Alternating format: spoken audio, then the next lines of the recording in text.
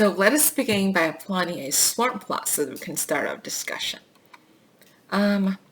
So this guy here, basically just loading all the necessary libraries, and then also get the tableau colors, and also set the RGB. So this is gonna be the same piece of code that we have previously seen.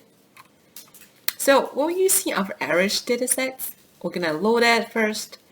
And then, so we're going to melt datasets to long form or tiny representations by using this melt function. And next, let us just draw a categorical scatter plot to show each observation. So basically here, we just use swarm plots. X is the measurements, Y is the values, HUE. So remember, this is going to categorize according to different species for us, and so this generates these automatic legends for us. So since there are 3 species available in the datasets, right? And also, so this how a swarm plot is looking like. So this plot is a scatter representations of non-overlapping points of the 3 species of airish flower. What's the difference in values of their sepal length, sepal height, petal length, and petal width. And we could have plot a scatter plot instead, but the size of the dots are comparatively bigger, and when the dataset gets bigger and bigger, these bee swarms gets more convenient to use. Here, we may easily visualize that this features is smaller than this and this features, but their width is more than the other two. Pretty much the same case in terms of this feature, the petal length, but this time even the width of the petals remains smaller than the rest 2 varieties of airish flower. So we can see from this here. And so Seaborn accepts a set of parameters apart from what the mandatory parameters that we see in our code. So let us go through these. So these are, so for example, X and Y are really like, mandatories because we want to use. And then datas are our data frames that they really want to use. And which is another one that is also really convenient for us to use, these HUE. And also the color or the palette for us. So once again, as we all know, here X and Y are expected to be the name of our variables in data. And same holds for the good for HUE parameter as well. The data indicates our data sets. And officially, swarm plots accepts input data in a variety of formats, like the vectors of data represents as least numpy arrays or panda series objects for X, Y, and HUE parameter. And a long-form data frame where data points plotting is determined by X, Y, and HUE variables. Or a wide-form data frame such that each numerical column gets plotted. Or anything accepted by PLT, the box plot. It can be a 2D array or at least the vectors.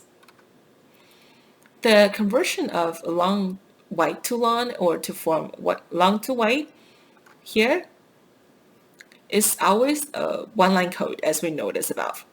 So just give you an idea, apart from the melt function, pandas also offer other functions like the walk to line, and that does the job for us to convert between these two. And moving on to our optional parameters, we have few important ones like orient, and they help us out to the orientation of our plots to add the vertical or horizontal. We also have split parameter, which gives handy when we're applying the HUE parameter to our plot. Ideally, the split is set to false, but if it's set to true, then it separates the strip for different HUE levels along the categorical axis. So let us quickly use these optional parameters on our previous plot to get a feel of it. So say for example, we have oriented, which is V, and then the vertical, and then we have the size, we have colors, and we have the HUE. So right here. So we have a different color formats, we have different HUEs plotted variable, and then for us, this generates. We may even change the order of the categorical variables being in our x-axis. Let us try that. So here we have the order parameter. So this means to change the sequence of how these four variables are appearing in our graph. So you see the twisted their positions.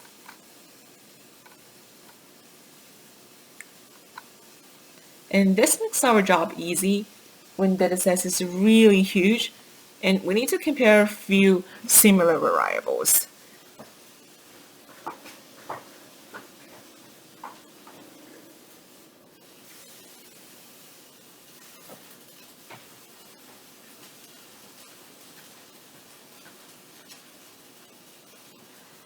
And drag them side to side and visualize the difference for future analysis.